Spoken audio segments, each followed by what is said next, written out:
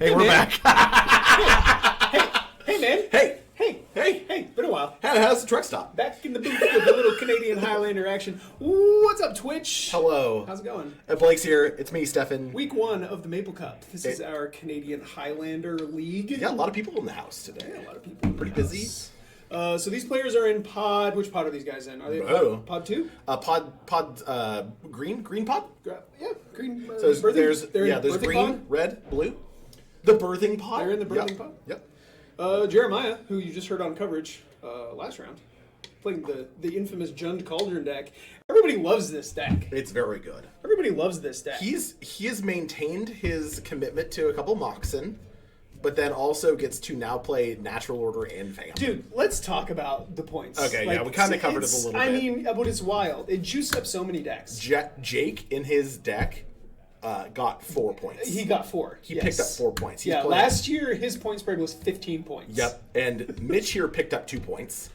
He's able to play double Mox and GT and Academy with Tolarian Academy and Strip Mine. Like, it's so juiced. Mitch has sort of a... Alright, so small thing about his deck is that you may not think about it, but because Academy is in his deck, he has a small package of cards that just go get lands. And a lot of times you're getting Academy just to like go off, dump your hand, do whatever, but sometimes you get a Strip Mine and you ruin their whole day. And to be clear, like, you might also Strip Mine as your second Wasteland to just deal with a land that is being problematic to you. Yeah. So we got a Minsk and Boo. Jeremiah, this deck doesn't have a bunch of those problematic lands. No. But it is like one of those decks that can stumble if you mess up his resources. Yep. So like a quick Strip Mine comboed with like Crucible Overworlds. Yeah. Just really shut off his mana base. Especially he has like one of each basic. Not that Strip Mine cares. Yeah. But yeah, you're good. You're good. You're good. You're good. You're Tell good. them that they're good. Hey, would you play already? What I think is interesting is that Wasteland's sort of an automatic include for Mitch, right? Oh yeah. Because he's on 2 colors and he really doesn't care about colorless mana. He actually likes it. Right. And in this case, if Wasteland and Strip Mine were both 1 point, he would play both. Pretty likely, I think. Yeah. The spell lands in the colorless mana base. Like you say, his deck is 2 colors. It is 2 colors. I mean, technically 3, I guess, when you count the cranial plating equip cost. There's a black card in it now from the 40k deck. Oh, does it have a black card? Yeah, What's a single black card. It's the one that has Unearth and it gives your artifact creatures menace and +1/+0. Oh wow. Yeah, it's very good. Yeah, that sounds powerful. It's incredible. And that dip into black has made his deck much stronger. Yeah. And Canadian Highlander doesn't really have an issue with hitting colors a lot of the time. No, I mean you get perfect mana every game. Almost, yeah. Unless Strip Mine or Wasteland do a thing. Mm-hmm. Yeah.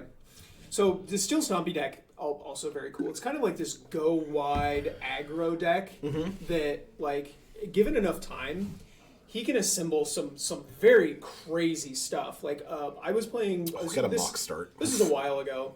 But we played a game where he had an Agatha Soul Cauldron that had an Urza Lord High Artificer underneath it. Oh, yeah. So all the creatures with +1/+1 counters could tap for a blue mana and also pay 5 to. That's an activated ability. That's an activated ability. It is an activated Oh my ability. god! It doesn't give other artifacts the ability to tap for mana. No, it says tap an it's- untapped artifact, make a blue. Yeah. I had not It's considered gross. that. Yeah, Urza with Soul Cauldron is gross. So, Yeah. This is what is that? Seed of the Synod, Mox Pearl, and An artifact land. Ornithopter. Sort of an Ornithopter, a card we have actively tried to talk Mitch out of playing. But he continues to play. Well, I mean, when you start like this, he's just a cranial plating away from his opponent being dead. Here, Is that an Etch champion? He's no, that is the engineer. Oh, sure. It gives his artifact creatures +1/+1. Yeah. So there's Steel Overseer that you can tap to put counters on artifact creatures. Yes. This is the I other. think that's Mitch's favorite card. It's very good. You don't have to swing with it ever. And this is like kind of a crazy start, where Jeremiah got to play a land and then so Mitch went first, played a land, and then Jeremiah played a land, and then Mitch said, "Hey, you want to see a cool trick?" and then played 4 cards on his turn. Look what I can do. Which, all right, I don't feel bad for Jeremiah. He has a Minskin Boo in hand. Yeah, but unfortunately, Jeremiah does not have one of the fast mana starts. Yeah, that's sort of the test. The Minskin Boo is going to be a turn 4 Minskin Boo. While still impressive, not nearly as good. No. Also, one of his so he's got a Bayou there. So we got a Zeator's Proving Ground and a Bayou. We're just fetching for the Crime right away, and we're do we have a reanimation spell in hand? Entomb. Yeah. So Jeremiah's deck is this. It's just really kind of like a critical mass of synergies. He basically went, what do I like to do, and put it in the deck. Yeah, it's so hard to pin down what exactly this deck does because it looks drastically different from game to game. Which is what I love about Canadian Highlander. Honestly, like the ability to shift gears for most decks. Like each individual card is extremely powerful and synergizes with like a third of the deck. They should. Yeah, you have to. If you're not doing that, you're doing yourself a disservice in the format. Mm-hmm. And what is that? He has a Kalos Defiler. Baby. I see a Gruff Triplets. There's a Lord. Is that a Lord Skitter? Yeah, that's That's the. What is it? The Goblin Rattlemaster. Yeah, Goblin Rattlemaster. He did get the Gruff Triplets, so Entomb on Gruff Triplets, and we'll see if he has the reanimation spell. I don't know if you've ever played against this card. It kills you quickly. I have played against this card several times. Did you know that you should not block the original copy? Because Jay has like 6 different reanimation spells in his deck, and he'll just put it back into play Kill the tokens first. Kill the tokens first. Yep. Yeah, I believe that I had Jay dead on board with this card, and then there's just the reanimate. Yeah, it's reanimate. So Jay will take 6 here, and he gets 3 3/3s. If you haven't seen Gruff Triplets before, it's a 3/3 that makes 2 copies of itself when it comes into play. Yeah, and he has just other copies of the card. And he does, yes. And then when Gruff Triplets dies, you put 3+1/+1 counters on each Gruff Triplet. So when one of them dies, the others turn into 6 6s, and then when one of those dies, it turns the other one into 9 9s. So as impressive as Mitch's play was there, Jay just put 9 power on board in turn 2. Yeah. That's pretty wild. Yeah, it's pretty good. I don't know if you know this, but your starting life total is 20, and 9, big chunk of that. Yeah. A Foundry Inspector is the name of that card. Good card. I just remembered. Foundry We're just attacking with the Ornithopter. Yeah, man, get in there for 1. Hell yeah. Jeremiah did 6 damage to himself last turn. Here's a Shadow Spear. See, this is a card that can turn a race around real quick. Yeah. Yeah. That if he puts a Shadow Spear on there, he'll just do a 2/3 with lifelink. Yep. And it's weird that he didn't put it on the.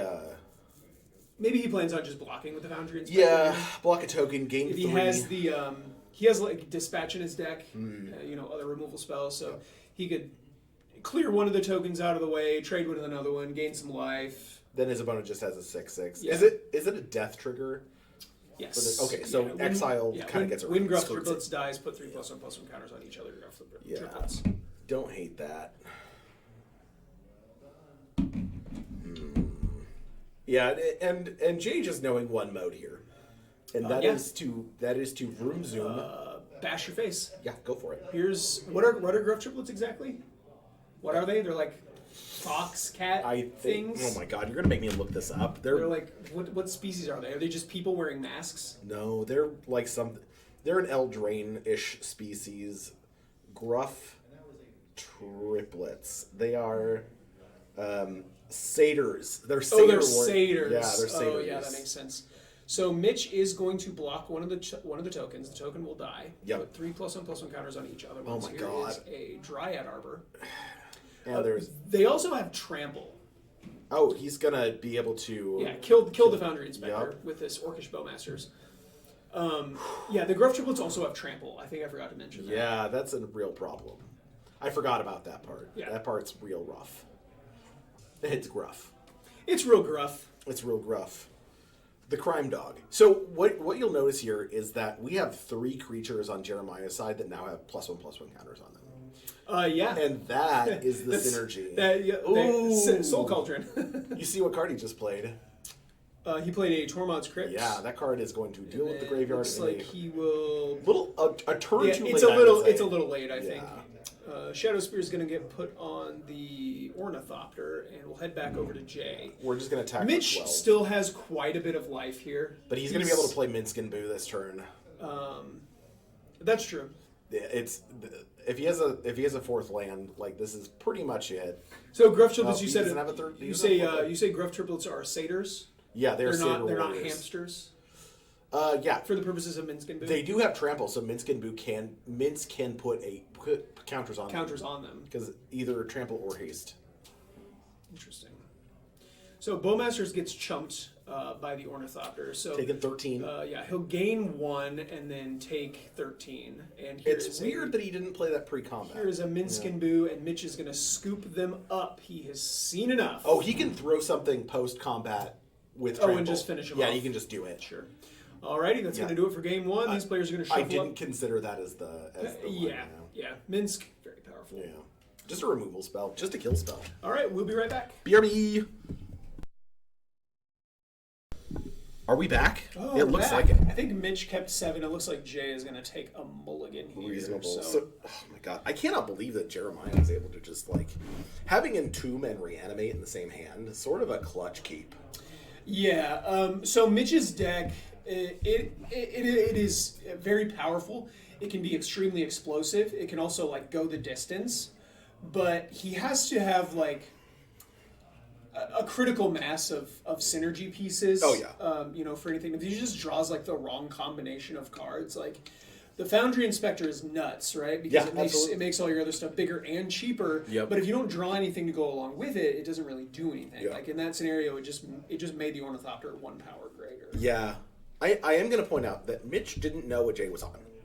And having knowledge of what your opponent is playing, especially in this deck, lets him play with a lot more foresight in what he does. Yeah. He can tutor more effectively. Like that crypt would have probably come down a little sooner if he had access to it. Sure.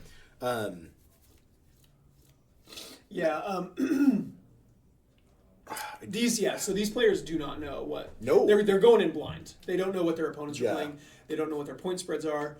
For game 1s specifically, it can be pretty hard to know what you need to keep or how you need to sequence your plays.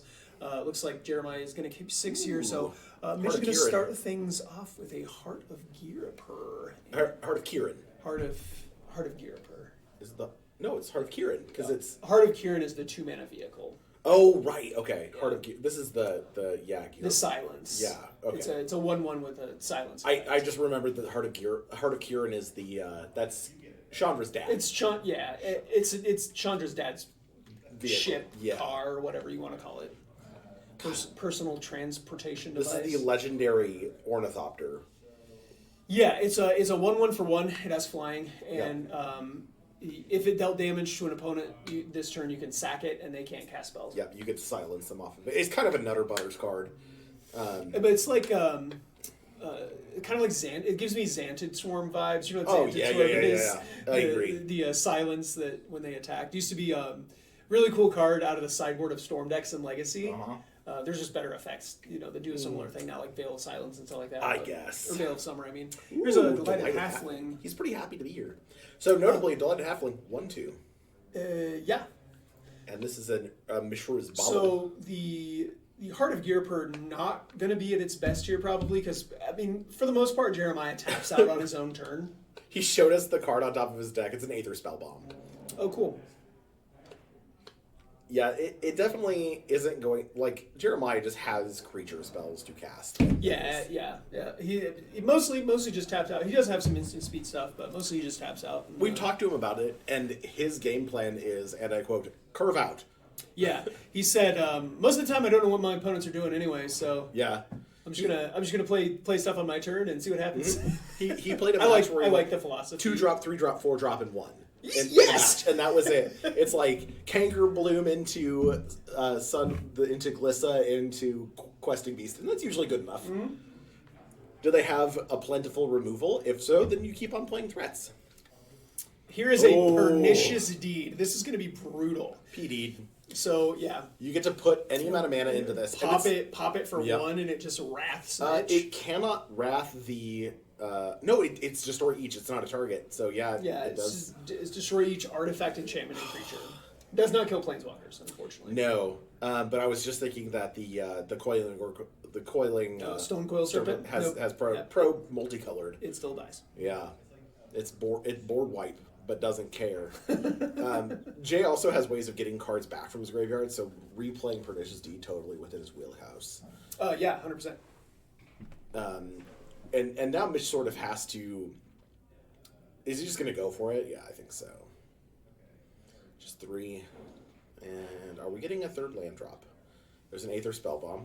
Can we bounce the Pernicious Deed? Yes. I believe so. Because Spellbomb is just target permanent, right? Non-land permanent?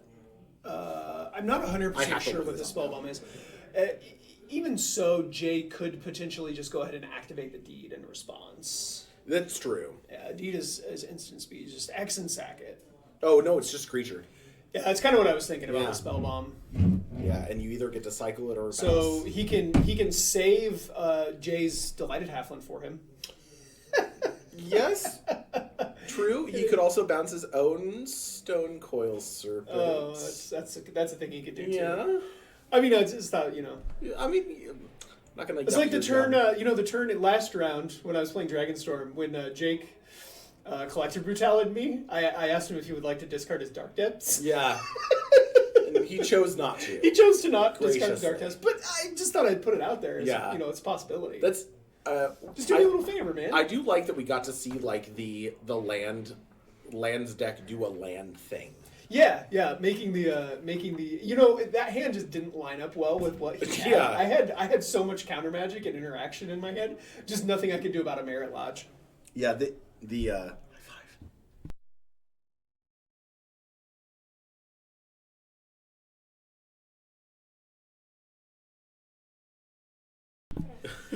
All right, so what is that? Oh, there's an op agent. Sideways. Here's an opposition agent. Is this before blockers then? I believe so. Or is this at the end? He flashed this in.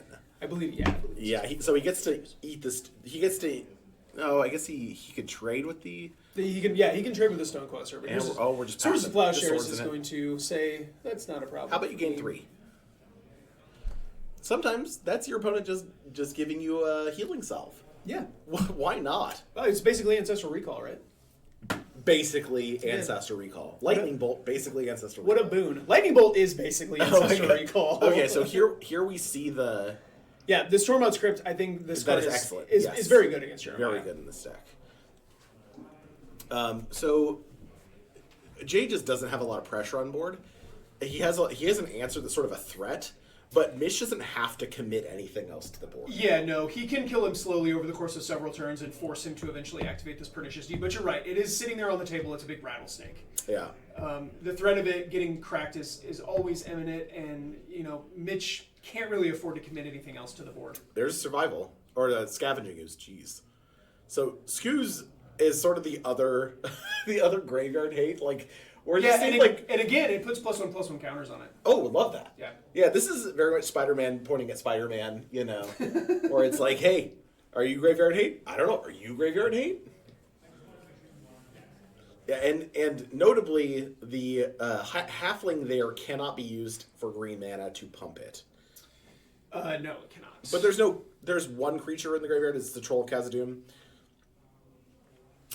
Probably pretty likely if Jay were to make a move with the Scavenging Ooze, the Tormod's Crypt would get activated. If Mitch were to make a move with the Tormod's Crypt, the Scavenging Ooze would go to activate it. Fair. There's a lot of posturing going on there. We got our third land for Mitch. We could be settling in for quite a long game here. Yeah. I mean, Mitch does not like to lose, and he is going to try his bestest to not. That being said, Jeremiah has the ability to, I believe the colloquial term that we use is cockroach up. Yeah, 100%. And it's his MO. Yeah, he will gain small incremental bits of life and small incremental bits of card advantage. Ryan says in the chat, Bolt to 8 win. Yes. Yeah, I mean, why not? That honestly, it kind of floored me. I don't think that Recall deserves that 8th point. I really don't. But But forcing those decks to decide, it's not bad. I can see it being an 8, but that's definitely not something that we feel around here in our meta. Yeah, we don't have a lot of recall players. We don't have any recall players That's at all. a little cold, but we haven't in quite some time.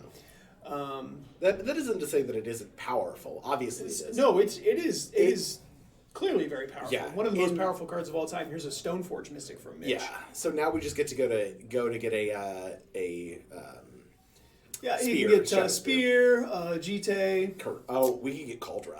Does Mitch play Cauldron? I believe he has a Cauldron complete. Cool. Which would be a great way to answer this because it basically makes him activate this now, and then he will lose his own board.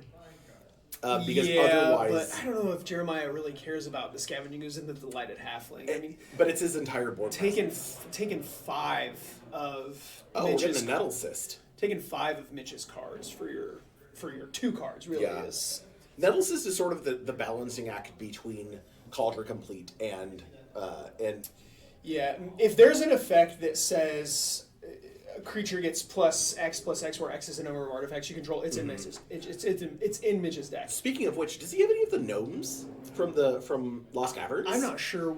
I haven't seen Mitch's deck since the championship. Those gnomes are bonkers. I would imagine maybe he's picked up some number of them. Okay, so we're activating it now. Yeah, so we're activating X2. So deed for 2, yep. And this is just going to let him deal with basically everything on the board because it'll take out the crypt, it'll take out the spell bomb. Yeah, it kills everything. Yeah, and we're going to activate. Spell bomb is getting activated in response. We'll bounce the Stoneforge Mystic probably. You think? Yeah. It gives us another bite at the apple. I think maybe bounce Stone Coil Serpent.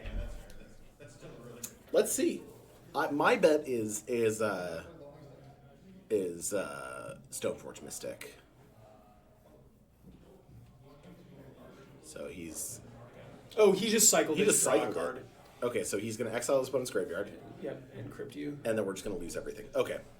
Gotcha. Interesting. Cool. He just wants that density of cards in hand. So, board's reset now. Yep. Both players have 3 lands in play, so we're at parity. I don't think Jake hates it. Not sure what the contents of the hands are. We know Mitch has that Nettle Cyst. Here's a 4th land. It's an Urza Saga. This is an excellent follow-up to the deed. Wow. Excellent follow-up to the deed. Jeremiah will be able to crank out a couple of tokens now. Urza Saga. Also... Is that a Shadow Spear? That is a Shadow Spear. Oh. Urza Saga also basically Ancestral Recall. Yeah.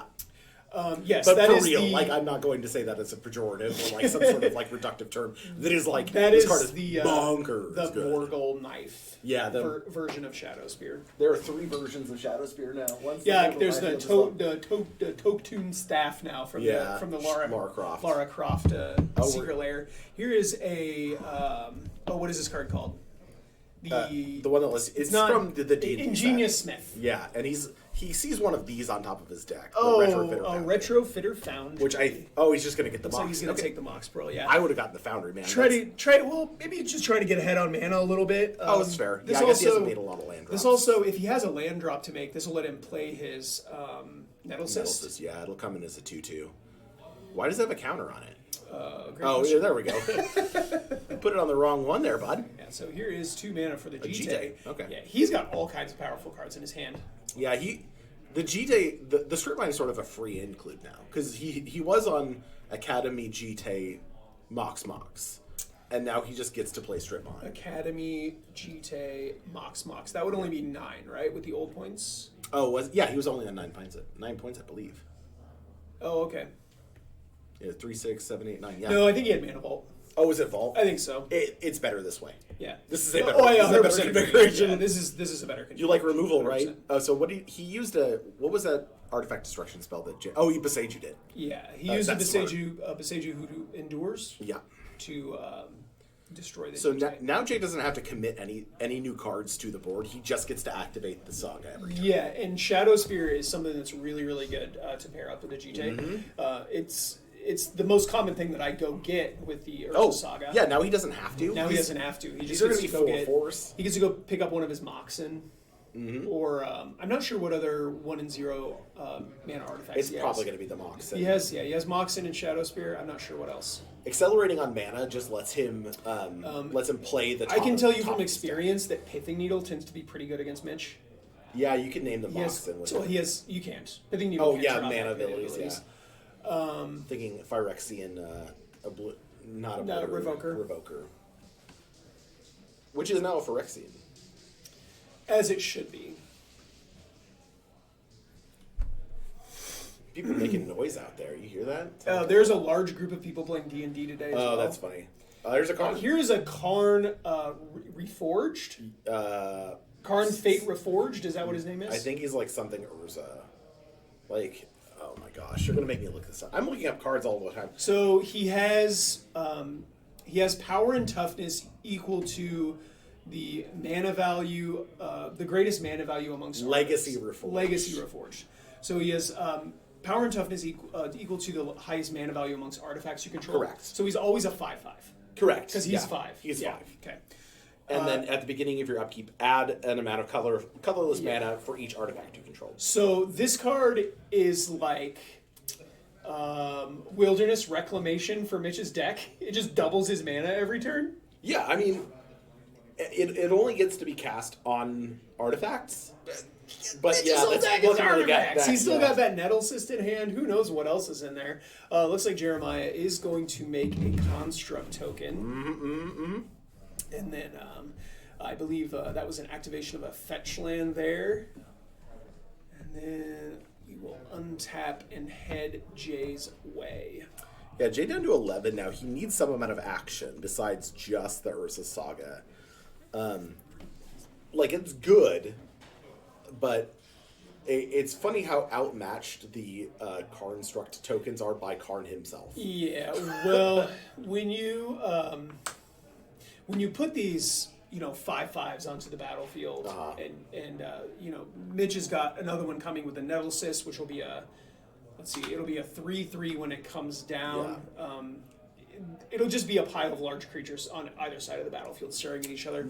He can equip Karn with the Nettle Cyst. One player needs something to break through, and I think that thing is Shadow Spear. Giving those Construct tokens trample is going to be very, very good. They're going to be 5/5s with trample and lifeless. Right. That's right. Yeah, Yes. yeah. And if Jay has any way of replaying this Urza Saga, that's when it gets out of hand. So he's going to, in response to the tick up, he's going to respond by making another construct, another Dapper C3PO. Yeah, those tokens are so fun. Yeah. Aren't they? Now he just gets to go and search his deck for an artifact with mana value 0 or 1, which is a Moxen or a Shadow Spear or a Soul Ring. Obviously, Soul Ring not in the deck, but he gets any number of 1 or 0 mana artifacts. Yeah, I can't remember. I know there's more. I know there's more than just the Moxen and the Shadow Spear. Ooh, Haywire Might Haywire is Might. going to be really, really good against Mitch. Correct. It can take out any non-creature artifact. Yeah, that's just very good. It exiles it too. Yeah. And it's just a body, and it gains you life if you activate it. Like, it does everything. It's a walking, talking, singing, dancing, do-it-all removal spell. Yeah. Haywire Might has been very, very impressive. I believe you talked, I was talking to you and Jay about it the other day, and I was like, do I include this? And you're both like, capital Y, yes. Yeah, it wasn't even a question. It was just like I'm not even on Urza Saga, and you're still like, Yes, just Haywire Might, still sign me up. play that? Yeah, are you an idiot? Which I am. But in other ways. All right, so now, what's nice about Urza Saga is it activates on your main phase. You get to draw the card, have knowledge of what's in your See hand. what you draw, yeah. Yep. Yeah, Sagas are really cool. So he's going to swing for 5 with lifelink here, almost assuredly. Dare his opponent to block. Yeah, Mitch is just going to take 5. Jeremiah will go back up to 16. So That's a nice swing. yeah, the Shadow Spear is really what I think is gonna help break through this. So Mitch again does have the Nettle Cyst in hand, and now he has a threat of killing that. we don't know what else. But something that I would like to point out is he has this Caracas. Oh yeah. That pairs nicely with this Karn. If he has a way to get rid of the Shadow Spear and get rid of the Trample, he can potentially just fade block these Yeah. tokens forever, and then just keep recasting the Karn. It's interesting. I hadn't considered that. Mitch also has a propensity to go cockroach mode. Okay, so we have a... All right. Yeah, here's a Steel Overseer. This Again, this is Mitch's favorite card. Yeah. Yeah, so he can tap this, and it puts a +1/+1 counter on each artifact creature. Yeah, which itself is an artifact. It is, yes. Yeah. It does you have see to him, untap. moving that Caracas off to the side there. That could be a signal of the play that I was talking about. What he needs to kind of seal this up, I think, is a way to kill that Shadow. Did it have Flash? How did he cast that and untap his mana? What? The Steel Overseer? Yeah.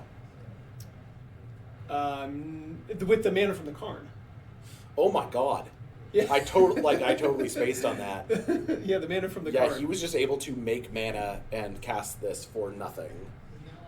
Karn just a 5/5 that he can bounce back to his hand that also produces additional mana. Yeah, it's like Wilderness Reclamation, or what is that other one? The enchantment? Oh, the Carpet of Flowers? No, well, I mean, yes. Yes. Yes, any of those. Yeah. I was thinking of the Foundry thing. I'm going right to Eladomri's Vineyard. Yeah, all right, cool. No, All of these cards. No, is it Eladomri's Vineyard? Yeah, it's Eladomri's Vineyard. It's Vineyard. I What know is what this? you're talking about here. That is the. I can't ever remember the name of this. It's like a level up creature. Oh, okay. So it is a 2-mana 3/3 with Defender. And you can pay a blue for it to lose Defender. Oh, that's funny. And then you can pay. We're just getting in. No fear. Hang on. this is I can't ever chat. What is the name of this creature? I can't ever remember what the name of this creature is. Oh my god. It's a level up creature from Dominaria United. Okay. It doesn't actually have level up. It's just very reminiscent of that mechanic. It's like a Figure of Destiny. It's like Figure of Destiny, Yep. but it's a blue artifact creature. What is the name of this creature, chat? Surge something. It's Surge something. I am actively looking for I'll go it step now. out there and Oh my see what the gosh. name of it is. Surge Engine. That's what it is. Surge Engine. Surge Engine. Surge Engine? Surge Engine. Surge Engine? It's a Surge Engine. Jeremiah, getting in the red zone. Yeah, as you can see, It's on ice. as you see, these players are just attacking the crap out of each other. I think that's sort of not blocking, just taking the damage. Jay is sort of threatening because if he has a Minskin Boo in hand, this is game if he doesn't block. Yeah. Because he gets to take 5. No, I don't know if it's game, but it's close. Well, so these are one of them is a 5/5, the other one is a 4/4. 4/4, yeah. So this would be 9. That puts him to this would be lethal. yeah, if he has the would be Minskin Boo lethal. in his hand, it is lethal. Yeah, okay. I thought I was doing the math right, but sometimes I'm an idiot. There's a fetch land, Prismatic Vista. Man. We are...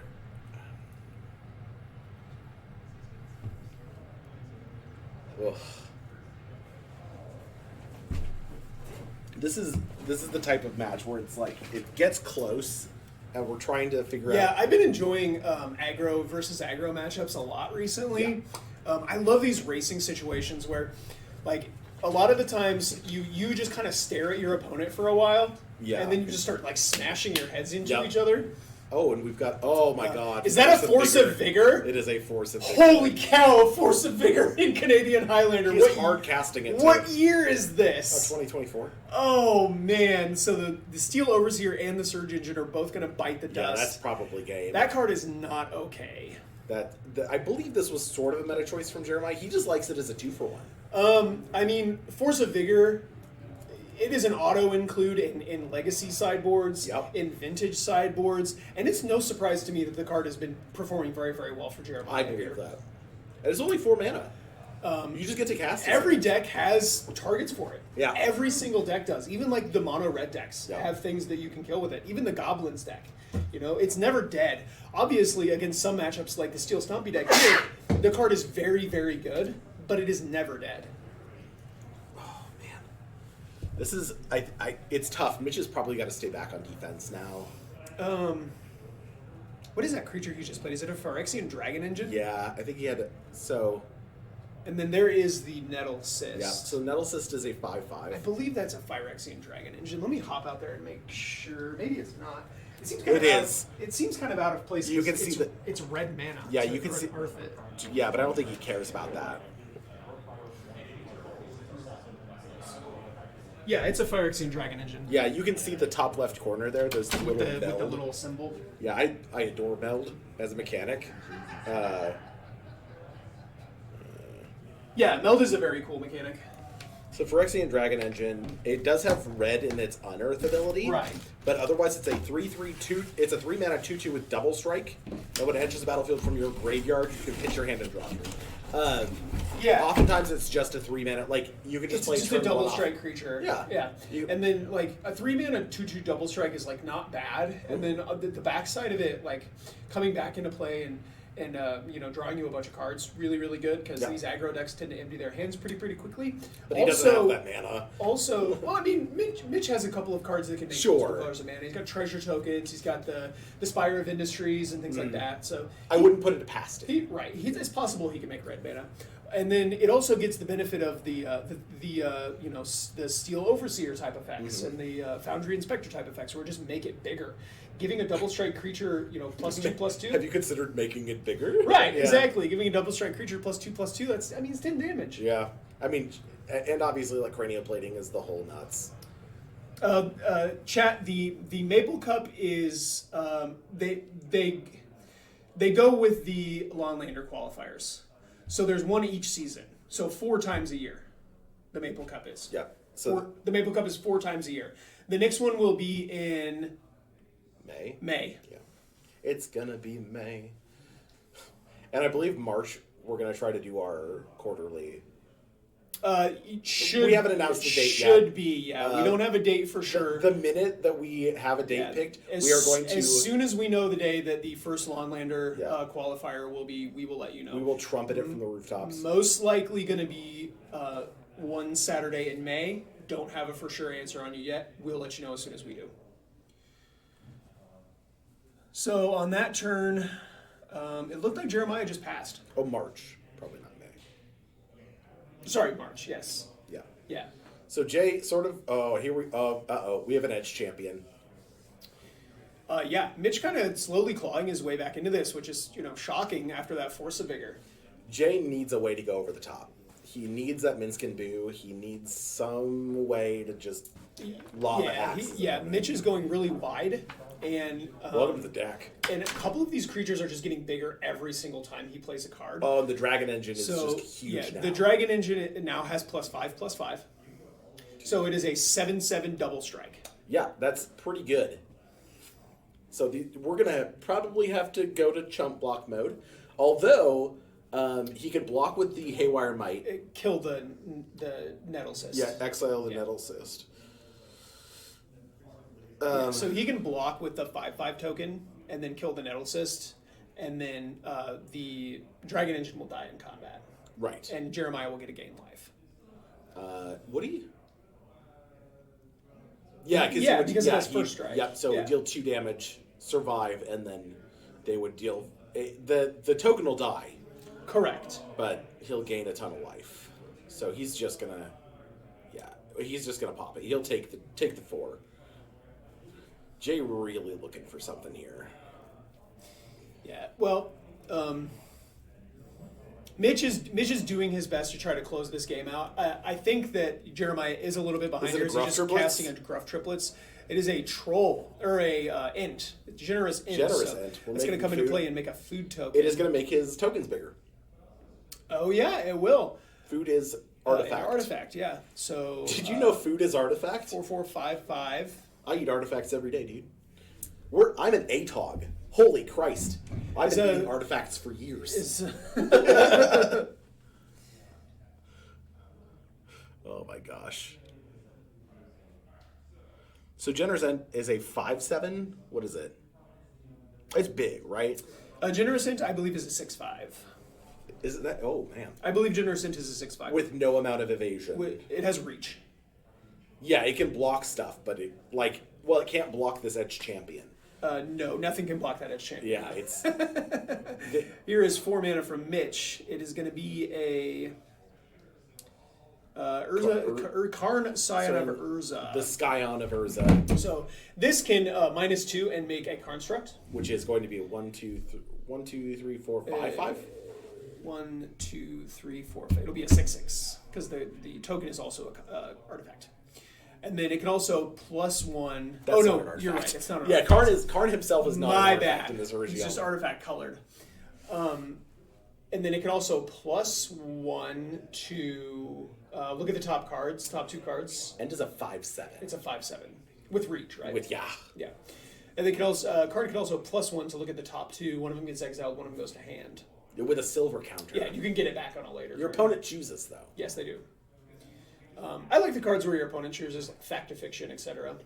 Give some given, intuition.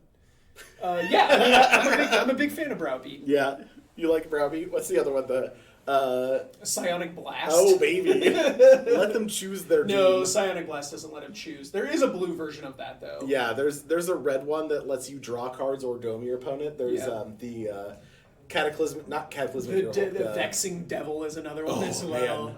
Everybody thought that was gonna be bonkers. Like they were like, "Oh, this is gonna ruin Modern." What is the? What's the? Oh my goodness! The Gear Hulk that lets you reveal the top, like lets you draw. No, not Cataclysmic.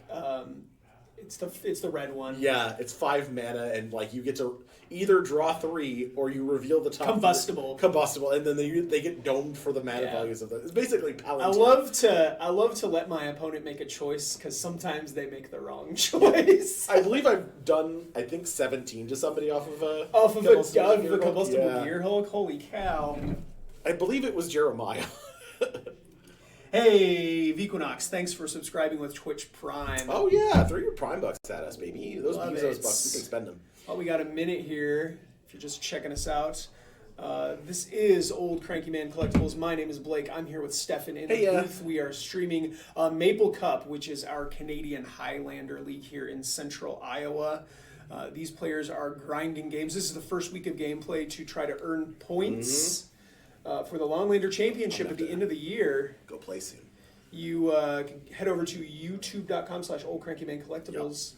Check out our YouTube channel. Subscribe there as well. These players look like they're just closing in on game number 2 here. Yeah, Jeremiah really looking for a way to his back is against the wall. He's had very few cards in hand for the last several turns. I really thought that Force of Vigor a couple of turns ago was going to knock it out of the park for him, but Mitch did not let it stop him. Yeah, Mitch engaging in cockroach mode. Just drawing gas off of the top, isn't he? Yeah, he's 4 land drops, and then the rest of his cards he's drawn have been a recurring nightmare. This is pretty good.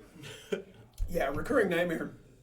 Another one of these nuts cards that's in Jeremiah's deck is just an absurd value. So he's going to be able to do this twice. If he has the generous end, he can sack it, bring it back, bring something from his... So probably the Haywire Might.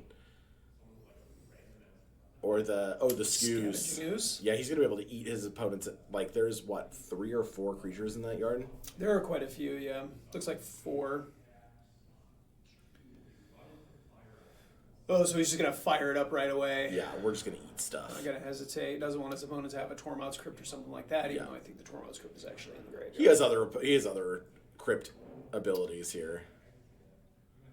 Oh, yeah, he's still got 3 Mystic. more creatures in the bin there, so... Still got the Stoneforge Mystic and the... I guess that's a Nettle Cyst, actually, in the bin there. Yeah, so Scavenging Ooze immediately going to gain 3 life and get a couple of +1/+1 counters on it.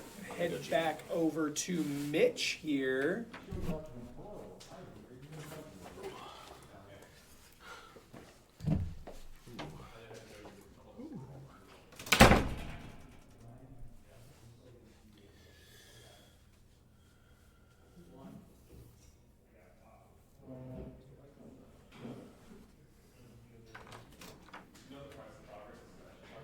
Hey, Luke, you want to come in here and do a commentary with me?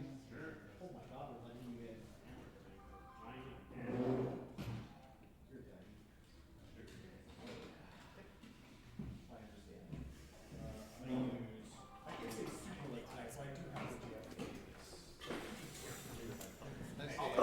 right, Stefan had to step out to go play one of his league games, but I am being joined now by Luke Sheely. How's it going, Luke? I'm doing all right. How are you? Good. So, Jeremiah on Jun Cauldron, Mitch on Steel Stompy. They're in game 2. Jeremiah had a Force of Vigor a few turns ago. Playing Force of Vigor main? Yes! I guess he knew who was in his pod. Fair enough. Yeah. I think Mitch would say that's a hate crime. Yeah. Probably not as bad But, as the meltdowns I mean, from Sean in the final tournament. Right. Yeah. I mean, Mitch didn't let him stop him, though. He is just cranking out value here. This Karn, what is it called? Legacy Reforged, kind of acting like a Carpet of Flowers sort of thing, has been giving him like 4 or 5 mana every turn, and he's just playing all these cards basically for free. Are those Karn Strucks over on The Jeremiah's C3POs? side? Yeah, they're card starts from Urza's Saga. Scavenging News might be able to help against the Crucible. Yeah. Yeah, last turn Jeremiah had a reanimate on the Scavenging Ooze. Not usually what I want to reanimate. Well, but it does in a pinch. It was to fight against his Crucible, I think. Yeah. He was also able to just exile a bunch of creatures and gain a bunch of life the turn he played it. I think we are in combat here. This Ingenious Smith has quite a few +1/+1 counters on it. It's attacking with this card struck, which is a 1, 2, 3, 4, 5, 6, 7, 7. Yeah. A couple of very large creatures.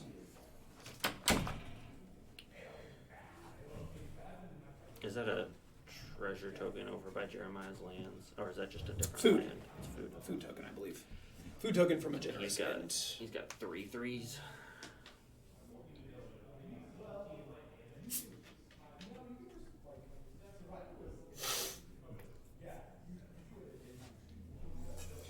Looks like just a chump block on the Ingenious Smith. I think that Ingenious Smith is a 6. It has 7 +1/+1 counters on it, so it's a 9/9. I think it starts as a 1 1. A 1/1. Okay, so it's an 8/8. So Jeremiah is going to eat that last creature in the graveyard at the end of the turn, gain another life, and then untap. Only got the 1 card in hand, though. He needs something great off of the top. Jeremiah did win game number 1. Okay. What are his natural order targets? Atraxa of... Nope, he does not have Atraxa. No Atraxa? It is Craterhoof and Gruff triplets. Sure, okay. Yeah, the Gruff triplets has been super impressive. I mean, it just makes 9 power with trample, and then when they die, they get counters, which is synergistic with the rest of his deck. Fair. It's been super impressive. I see a Haywire in his graveyard, but another good card against when you know you're going to play against artifacts. Yeah. Yeah, and I don't think he has a way to get back that Force of Vigor and play it over and over again. I don't think he's playing any like Eternal Witness or anything like that. No Ephemerate loops? He has a Recurring Nightmare in his hand. Okay. Does he have anything good? I see an Ent on top there. Yeah, there's the Ent in the graveyard. He has the Haywire Might. I think that's the extent of the creatures in his graveyard, though. I could be wrong. There is the Recurring Nightmare. What is under his Construct? Is that a... Shadow Spear. Oh, okay. Yeah. Is that a Lord of the Rings Shadow Spear? Yeah, it's the Morgul Knife. Gotcha. Morgul Blade, whatever it's called.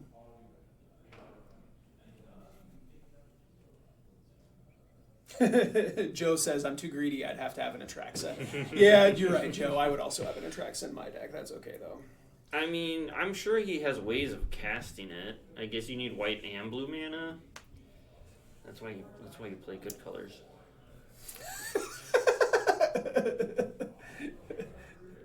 Okay, so says me who just lost to a red deck. Did he get you? Yeah, he popped me for 8. I played against him in round 1 on Friday, and he priced to progress me also. I was at 8 feeling good. I had a Cosmic Rebirth in hand Just to get take back a a spell just seeker, take a gain million. some life, and then he was like, pop. And I was like, I guess I'm dead. You know that card's not pointed anymore? Yeah, I don't know how I feel about that.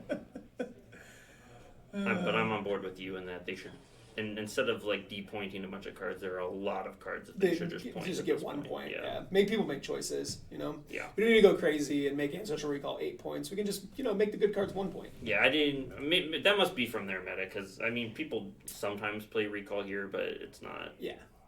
It's never seemed oppressive. Like I've won a game where my opponent recalled and then recalled the next turn again. Yeah. Like. Yeah, I think they're going after that one guy that wins all the tournaments with Ancestral Recall. Is it just like a Jeskai build? Yeah. Play better decks against Jeskai. Yeah, I don't know he has like a 75% win percentage or something, and he's just always playing Jeskai Recall decks. Making him make some choices. I don't think that it deserves it, but... I don't think it deserves 8. What I think deserves it is other cards in his deck. There should be right. 1 point. Yeah. They also pointed Fourth Aerolingus, which is another card that he was playing. So really, they gave his deck 2 points. So the Generous Int picks up the Shadow Spear. And Jeremiah gets another food token. So he has the ability to sacrifice a food token here. Is that an Etch Champion next to the Foundry It Inspector? is, yes. And the other one is a Phyrexian Dragon Engine. The one below the Dragon Engine, I think I've played against it. Like I think he's played it against me, but I could not tell you what it does. The one on the right that's under the Dragon Engine? Yeah. Yeah, I don't know what that card is either. I think it must be some commander set. I know he got a lot of cards from Warhammer, and I do not know that set at all. Yeah. We were kind of trying to figure out what he had picked up from the LCI set, because it had some like the gnome stuff. If that's all in white, I would think he got maybe at least 1 or 2 cards from that set. He could play the Thunder Hulk, although it's 7 mana, so he's probably not going to play that. But well, I mean, like this Karn Legacy Reforged right here is making like all of this mana every turn. He also has Tolarian Academy. Like he can definitely play some 7 drops. it makes minimum 4 artifacts when it comes in. I get if you kill them. Yeah, which like juices up the rest of that stuff. Yeah, Rory, you left your phone playing out here. Thank you, Ken.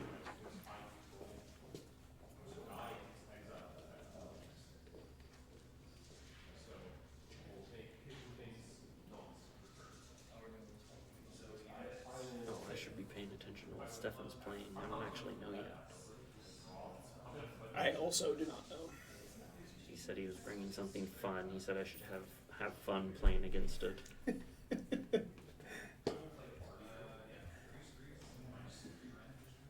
All right, so looks like a double block here from the 7/7 Scavenging Ooze, and the Generousent is a 5/7, I think. I believe so. And it's wearing a Shadow Spear, so it's a 6/8.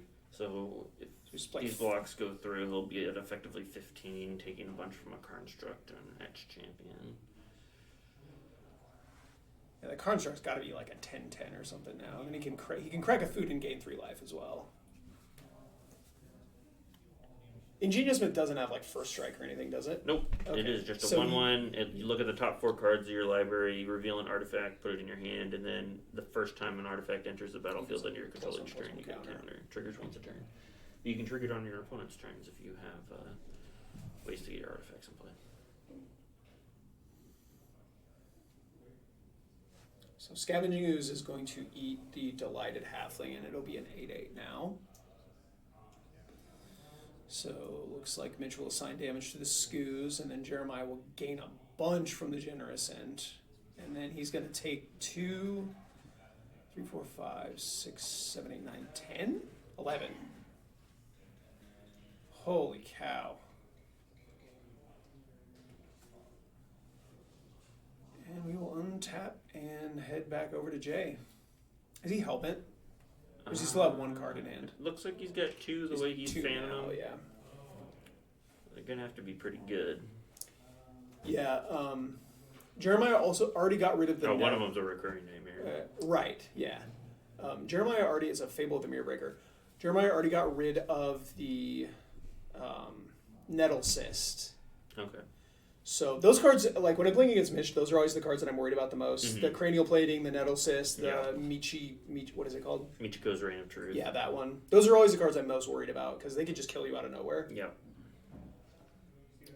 Especially, he'll play as a Stonecoil Serpent on turn 1 and be like, oh, it's a 1/1. And then he throws out a cranial plating, or which goes right into it. And you're like, I'm getting an attack for 7. Yeah, right. Pro multicolor, okay. So, yeah, the Nettle Sis is already gone because he still has the other 2 in his deck.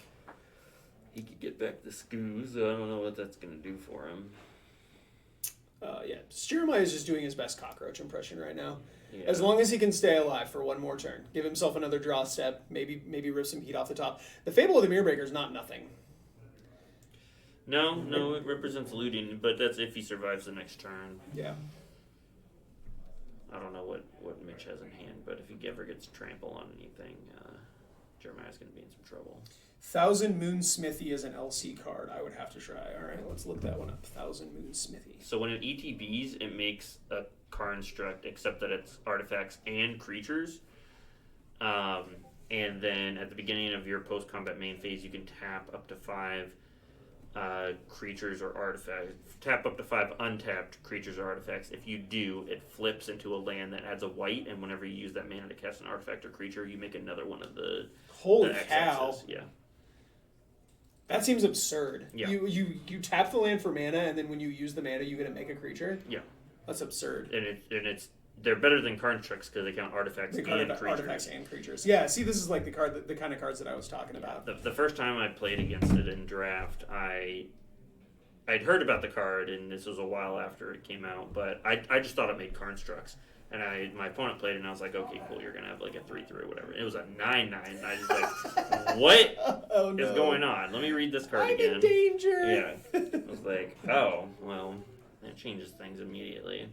Pretty bomby card and limited. How many? Is it 2 mana? It's 4 mana. Oh, it's 4 mana. Yeah, it's 4 mana, and you have to tap 5 things in order to flip it into a land. Sure. But it makes As one. you can It see makes on- one. You can tap itself as one. Right. Of them. As you can see on this board, it does not seem to be a problem. No. Or it wouldn't be a problem, rather. No, especially if you make tokens, then it's pretty easy to flip it. Right.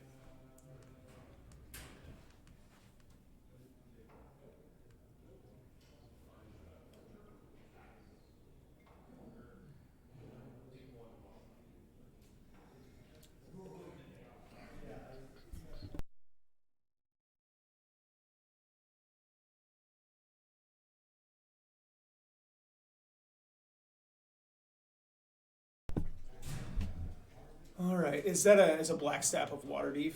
Waterdeep? Oh, is he animating his? It looked like Dragon he pointed to engine? the dragon engine. Yeah. Can you do non-creatures? I don't know how. I mean, black stap- can you do creatures? I don't know how Waterdeep works. Let's look it up.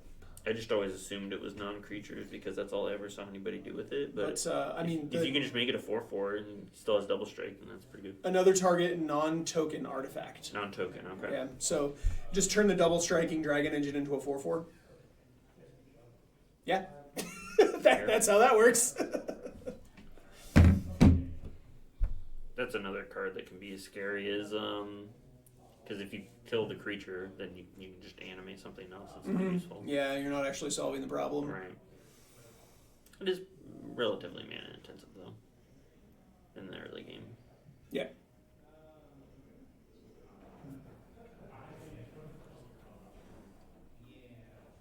Oh, I see. You did end up recurring nightmaring the Fable token away for the Scoos. It's probably an upgrade. It's not like he's short on mana. Yeah. Let's use it. Probably will need the life. Gain life, yeah. Oh, now he's attacking with Inch that other champion, thing. and I gotta go see what this other card is. I have no idea what that card is.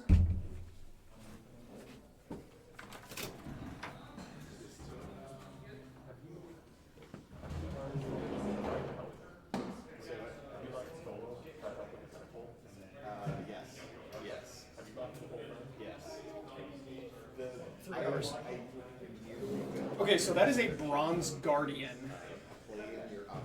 It is I think it's a 2/2 with Ward 2, and other artifact creatures you control have Ward 2.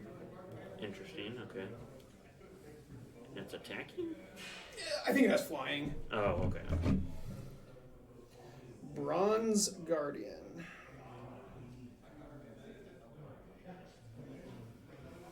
Oh, it's a double strike. It's a star. It's a star 5. So as Ward 2, other artifacts you control have Ward 2, and its power is equal to the number of artifacts you Oh, control. there you go. So yeah, a giant double striker.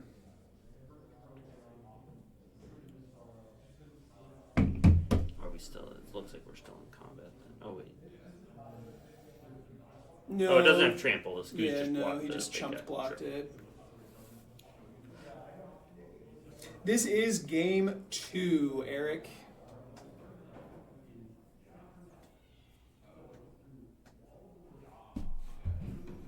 I've been in Jeremiah's situation many times myself.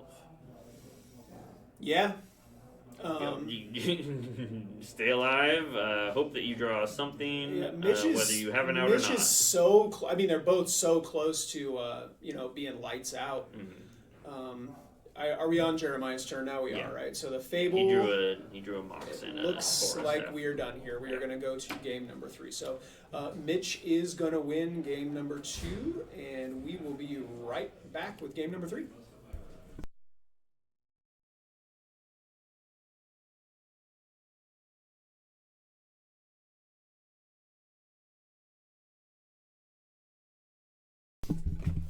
I think Mitch kept for game number 3 here. Looks like Jeremiah's still thinking about it. Based on having a mana dork and a mox on turn 1, I'm guessing that Jeremiah's going to keep, but I can't tell what else. I believe that's a Souls of the Lost. That's a card from LCI. I don't know about that one. Could be good, but I'm not super excited about it. Well, it can get out of control really, really quickly. Basically, every card in Jeremiah's deck is a permanent. Right, but they have to be in the graveyard. They do, but And that's not usually where I want my permanents. the longer the game goes on, though, the bigger that thing gets. It doesn't Yeah, stop. It yeah, doesn't but the same's true about Mitch's artifacts. doesn't Like in his stop artifacts, they're gonna growing get like a bigger Tarmogoyf faster. does. Yeah, you're right. Well, yeah, Tarmogoyf's a real bad card. Snickers to self, Tarmogoyf bad. I hear it had a big heyday, but not since I started playing. My I goodness. think Mitch is. Oh, maybe Mitch is going to mulligan here. It always scares me when he mulligans because then he just might get an even more aggressive hand. Yeah. You don't need a lot of cards to win when you No, play you don't. You got big creatures on the first couple turns. Mox and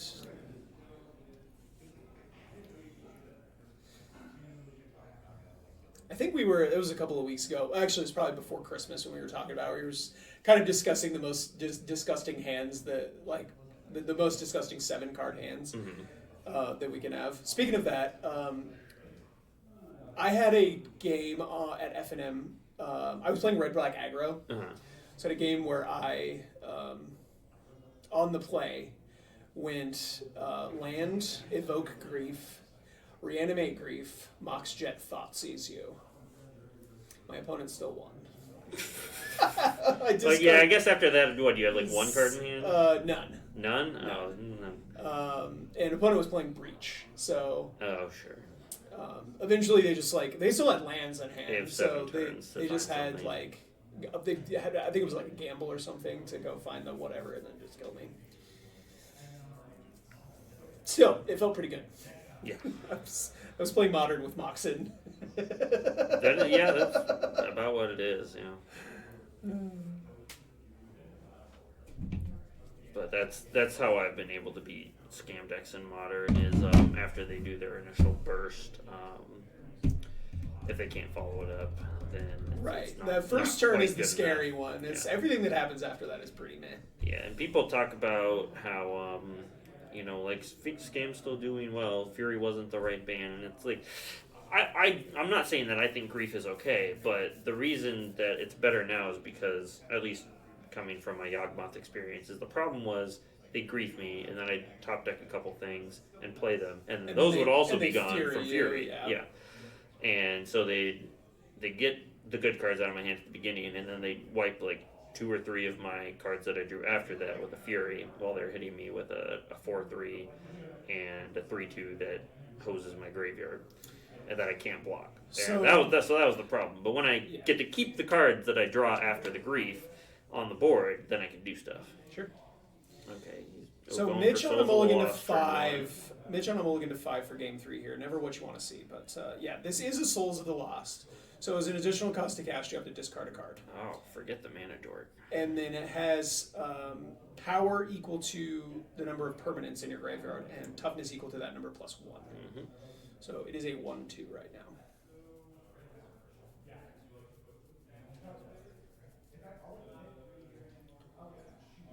All right, what does Mitch have in the opening 5 cards? here? Shop Stonecoil for 3. Oh, okay. Just going to be a Marsh Flats and a pass. Jeremiah's got a Nurturing Peatland. Souls of the Lost is going to get in there.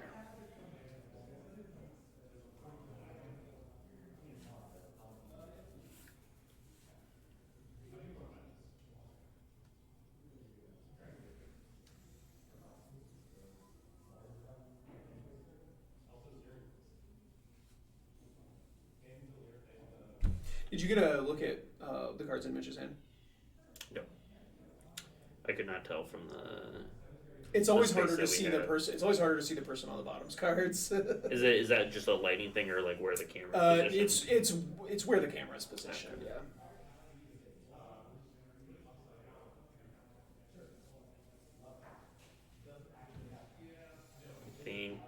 I've seen all the cards that I was able to recognize from Jeremiah's hand, so now I have no idea what's in there. Do you know if he plays any discard in his deck? He has Mind Twist Mm-hmm. and Oh, hey, look, a card that should be pointed. yeah. So casual 3 mana on turn 2. He has Mind Twist and Thoughtseize, and I think that's all. Okay, the good ones or the playable ones.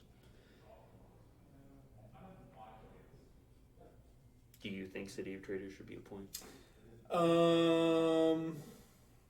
I think Ancient Tomb should definitely be a point. Yes. I think City of Traders is just an ancient tomb that doesn't deal you damage. Yeah, it is. You know, people talk like it dying when you play another land is a downside. It's not. Oh no, you got to use it twice. Right. You get to accelerate twice. 4 mana for free.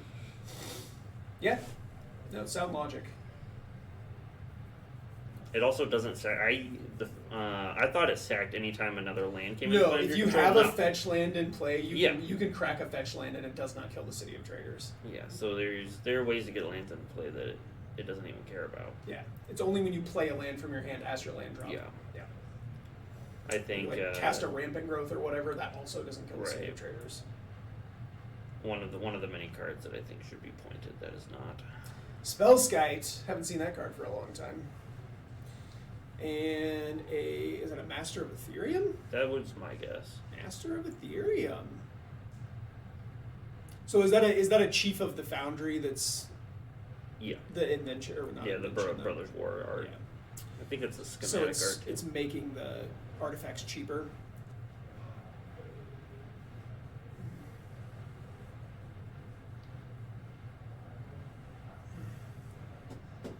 And this is the kind of start we were talking about for Mitch, where he doesn't need a lot of cards. He just plays a couple artifacts and then plays a Lord that's also huge. Yeah, and then you die if pretty you're quickly. not also ahead on mana, it can be really hard for you to deal with these multiple threats. Yeah.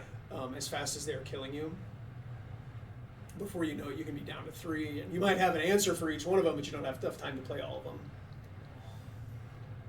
Looks like Jeremiah has a Maybe he has potential a rules question. I'll go out there and see what it is. The question was, if Jeremiah were to cast a Force of Vigor, could Mitch make the Force of Vigor target the Spellskite twice?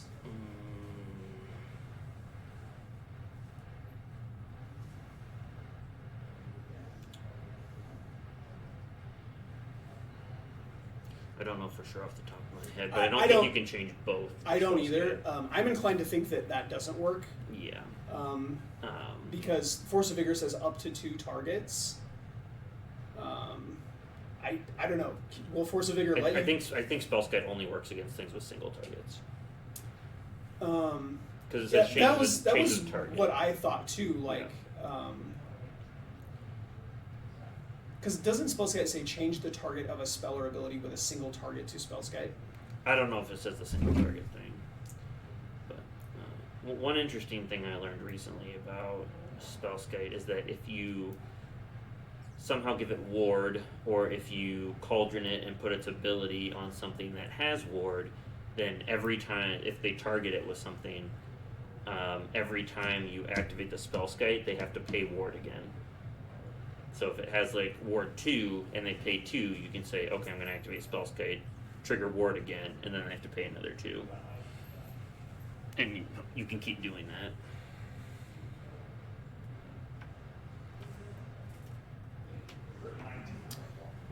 So the ruling is if a spell has multiple targets that don't use the word target multiple times, such as Deep Flow Skate, you can only change one of the targets to spell skate.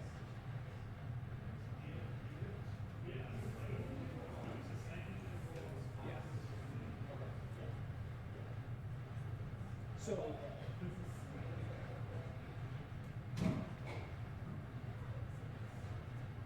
in the case of Force of Vigor specifically, Spellskite would only be able to steal one of the targets.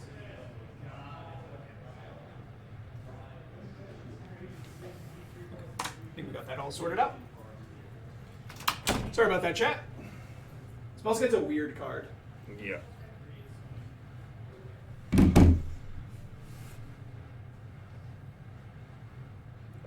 The same target can't be chosen multiple times for any one instance of the word target on a spell or ability. Right. Yeah. Gotcha. It has to say the word target more than one time in order to change it. And it just says up to 2 target artifacts.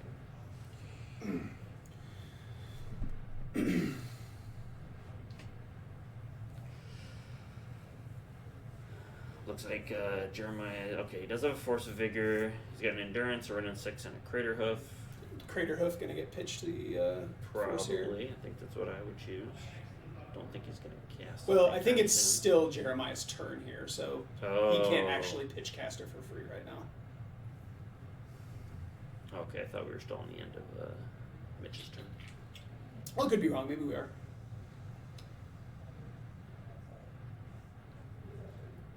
I'm wondering what Jeremiah's going to do with the rest of these cards he's got, though.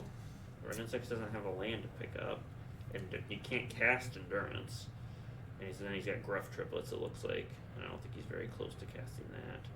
Looks like his deck has not cooperated off the top from his starting hand. Well, okay, so with what we just figured out about this ruling, if Jeremiah casts it and targets the Master of Ethereum and the Spellskite won't actually be able to do anything. Yeah, yes. So in that case, it's probably, is that the Dragon Engine again? Yes. God, this Foundry Inspector is just insane, helping him just play tons and tons of power. In that case, it might be correct to not target the Spellskite, just to force Mitch to pay the life. Fair, but then he gets to choose which thing to one. save. Yeah, that's true. So if you target the Spellskite, you get to choose what the other one's going to Right, be. you're right, That's you're probably right. better than Which giving one him gets a to choice. live? Yeah, you're right. So target the Spellskite and the worst thing, whatever it is. Probably Master of Ethereum. Is that card on the left? Is that one of the new Doctor Who cards? Is it the Cyberman? Yeah, that's the Cyberman guy that gives all of your creatures a flick 3. All of your artifact creatures have a flick 3. Jeez. Yeah. Flick 3? Isn't that card a 2-drop? Aggro. Yep, there goes Crater Hoof. Oh, he is choosing 2 non-Spellskite ones. So Mitch is going to protect the Master of Ethereum, it looks like. So the Foundry Inspector and Spellskite are going to go away. Still a Master of 1/2 Ethereum Souls of Lost. 3/3 with a flick 3. So no matter what, Jeremiah's taking 3 here. Oh, wait, Master of Ethereum doesn't count itself, does it? I think it does. Oh, does it? Okay. Yeah, because otherwise, if it was on the field by itself, it would die otherwise. Oh, that's true.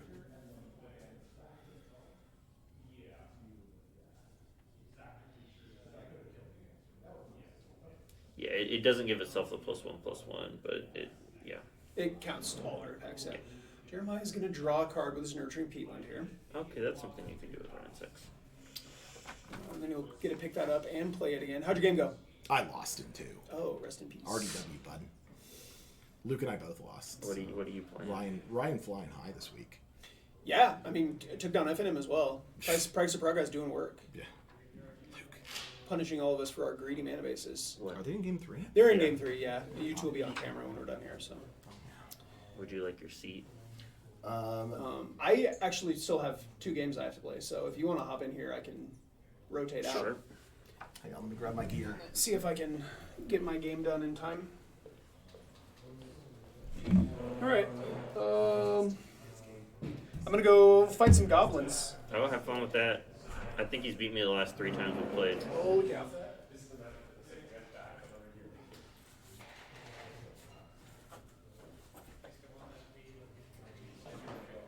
Ooh, Emery. One of the best value cards in the deck.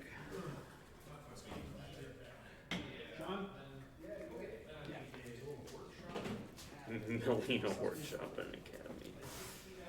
This is a pretty good 4 cards that he just milled. 2 of them will be. What do you mill? He milled a Workshop, Uh-huh. Academy, Mox Pearl, and the One Ring. That's all of those, I think, at various points in Magic have been pretty powerful cards. I think can't some of them argue at with all that. points in Magic. Yeah, Moxon, pretty good from the beginning. Workshop, pretty sure there's a vintage deck built around that. Mm-hmm. And then the One Ring. I don't know what could go wrong. Definitely fine. I actually did end up taking the One Ring out of my deck. I Shocked. was very sad about it, but I almost died to it a whole bunch of times. Yep. It was always fun to play, but when I expected to go up against 2 aggro opponents this week, I didn't think I kind of do very well for me. So first game, I got a turn 2 Kitchen Finks, but he was able to exile it with a stupid card. And then Are you trying to combo me? Huh? Are you trying to combo I have me? no idea what you're talking about. I told you you'd like the deck. I don't know. See, Kitchen Finks does some things that I enjoy, but it's so bad. Yeah. Yeah. That's But- how you used to have to combo with Heliod. I am playing some of Luke's famously favorite cards. I am playing with a Yawgmoth Thran Physician. Good luck with that. Why? It's 4 mana. It is, yeah. That's sort of one of the bad cards, but I kept it in because I knew I was playing against you, and I was like, It'll kill a Spellseeker. yeah. It's true. And You're gonna have to exile all your stuff. I kind of guess. giving away all my secrets here, but I'm playing with an Agatha's Soul Cauldron and a You got a Grist in there. yeah, and a Grist. All Oh yeah, oh yeah, we doing things, baby. right. There's very little I love more in Magic than putting a Grist under a Soul Cauldron and activating loyalty abilities of all my creatures. Yeah, unfortunately, didn't get there that game. I was able to do some stuff with Safi, Eric's daughter. No idea what that is. Yeah, Safi has an activated ability that is sort of a one-time use thing, where it's a 2/2 for a white and a green. It's Hans Ericsson's sister. Okay. In the lore, Hans the canon. Christian Andersen. Hans Eriksson. Oh, Erickson, not Anderson. Because Never mind, don't listen. Hans Eriksson is the guy who's like, Hans, run, it's the Lurgoyf. Oh, Safi sure. talking to Hans. Safi has an ability, so 2/2 for 2, legendary human scout, I believe. It says sacrifice Safi. The next time a creature would die this turn, return it from the graveyard to play. Sure. Yeah, and so what I was able to do was exile her from my graveyard, give another one of my creatures a +1/+1 counter, sacrifice that creature to give the ability to my Palace Jailer, and then sack my Palace Jailer, bring it back, and exile another creature. Gross. I listen. It's stuff that you like. You do. This to people. I do stuff like that. I tried to ephemerate a Phyrexian Metamorph against Ryan to copy a Recruiter of the Guard to go get a Palace Jailer to then violin and exile his transport character. It didn't work. No. He had the removal spell for the Metamorph, but Red deck win, not just a deck name. It's more of an ethos. yeah, that's okay. We got that. Look at game. Spencer. We lost the other two. It's here. His backpack is in here somewhere. Not a dad. Is it this one? We're just letting non-dads yet. into this room. Been there for a while. Is this it? Yeah. Oh my god. Sorry. Just leave your stuff. Ugh. Did you lose in 3 games or 2? 3 games. Oh, okay. At least you got Game 2 was an exciting finish. I was at 5 and I drew a birthing pod that let nice. me pay 4 life down to 1, and then he didn't get to do anything after that. I misplayed. He had Feldon, got to attack with He it. killed me with Feldon too. Feldon dealt me like Yeah. 6 damage before he popped me. Yeah, I should have blocked it with a creature, sacrificed that creature before damage, and then next turn I would have been able to kill him. But yeah, it's always that tightrope, and you see those errors that you make in games, and you're like, you know, there's a Mawlock X whatever, doesn't matter. X2. Just gonna go ahead rid and of kill that Emery. Emery, Lurker of the Loch. And I think he's going to. Oh, actually, He's going to he ping might himself. be stabilizing here. This is His Souls of the Lost is a little bit bigger now, and he's got a 4/4 Moloch. it's a full cockroach mode on Jeremiah's side now. It's wild. That's that's where he was for most of last game too. How is he at 2 and Mitch only has 2 lands in play? That's wild. He had a Foundry Inspector that was making all of his artifacts cheaper, and so he's playing 2 spells off of 3 mana. I see. Every That's pretty turn. good. Looks like we're not going to play another line. Is that a Expedition map? Did this game is this the game where you milled that? The One The Ring shop? and the Yeah. Pearls and the Shot. Yeah. So, This is the same game. Yeah, so Jeremiah evoked an Endurance at one point Got to it, yeah. get rid of all that stuff so Emery couldn't get value. Pretty good. Yeah. Let's see. So mapping. And Mitch did mold 5 this game. Oh, okay. Yeah, that sucks. He had a strong start, and Jeremiah had a Mox, but didn't really have a lot to do with it in the beginning. So I'm not going to say he didn't have a strong start because he had a Mox, but Yeah. he wasn't casting many cards. He drew pretty poorly off the top, I think. What is that other? Oh, that's the Souls of the Lost or whatever. Yes. So we're just getting an Urza Saga straight up, sacking the City of Traders for it. I mean, Urza Saga, pretty good card. That city has betrayed him now.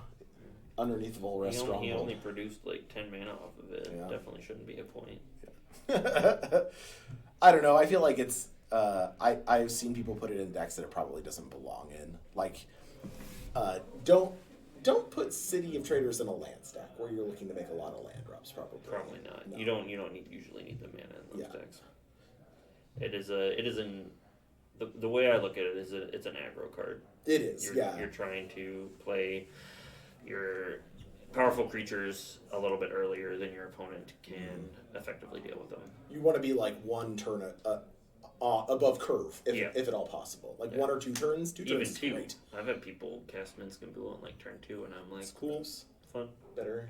Now that card I am convinced should be a point. I have. There are a lot of cards that I would point if given the power. Yeah, go on.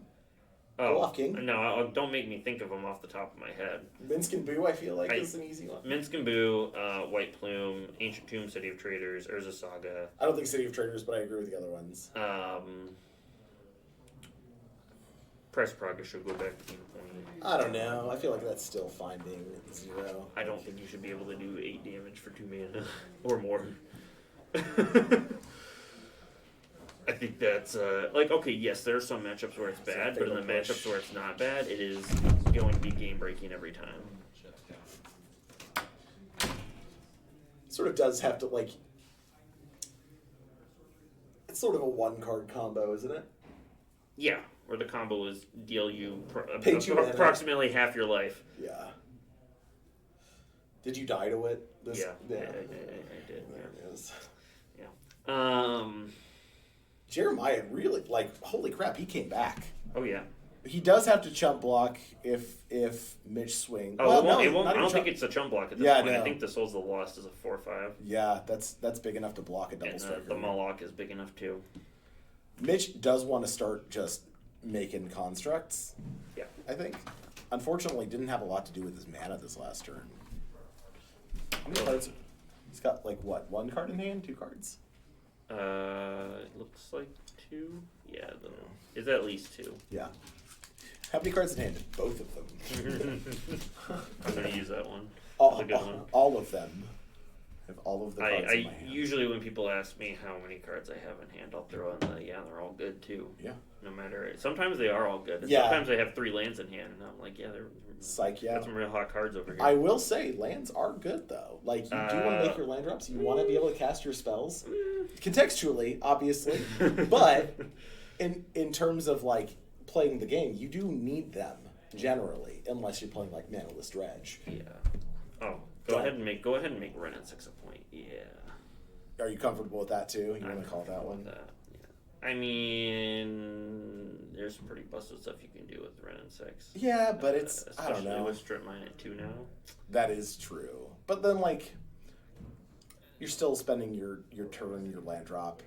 Or Skitter. My hatred for Renansic comes from playing against it enough Yeah, there you in go. Modern. I know it's not quite to the crazy power level of this. He is format. at It's just one good life. as opposed to too good. But Jay just sitting at 1 life, unafraid. what did he? Oh, He from cast the Skinner. Yeah, off of the The Never Goblin Land. Rattle Master. Gobbling Rattle Master. Rattle Master. Because, yeah. He makes rats. Yes, Because he gobbles, because he eats from your graveyard, and then he's a rat master. Okay. Who himself is also a rat. But then Goblin Rattle Master is also himself. It was creative. I'll give you I stole it, so. that. Fear not, I'm still stupid. That'll come in handy in our match. Being stupid, or? Yeah. Okay. Come in handy for me.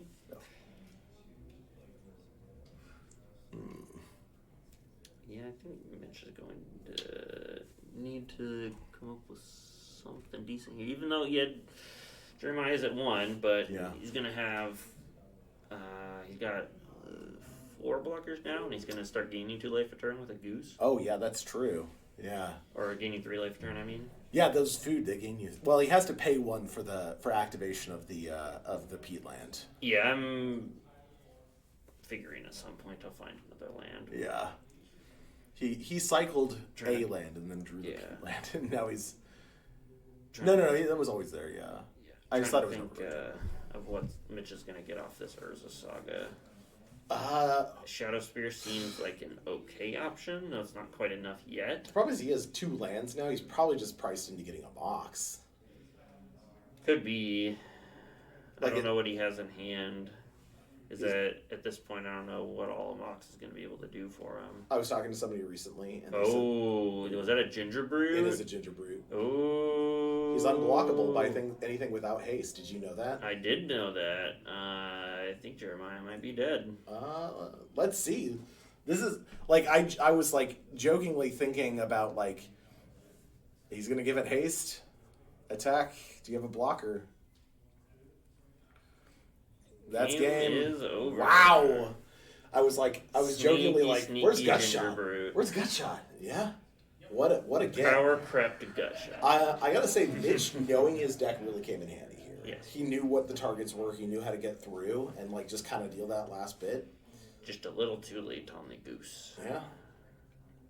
I don't know. That was really well played by both players. Mm-hmm. All right, I'm gonna take a break. Luke and I are gonna go get on coverage. We're gonna go fight right now. All right. Yeah. Looking forward to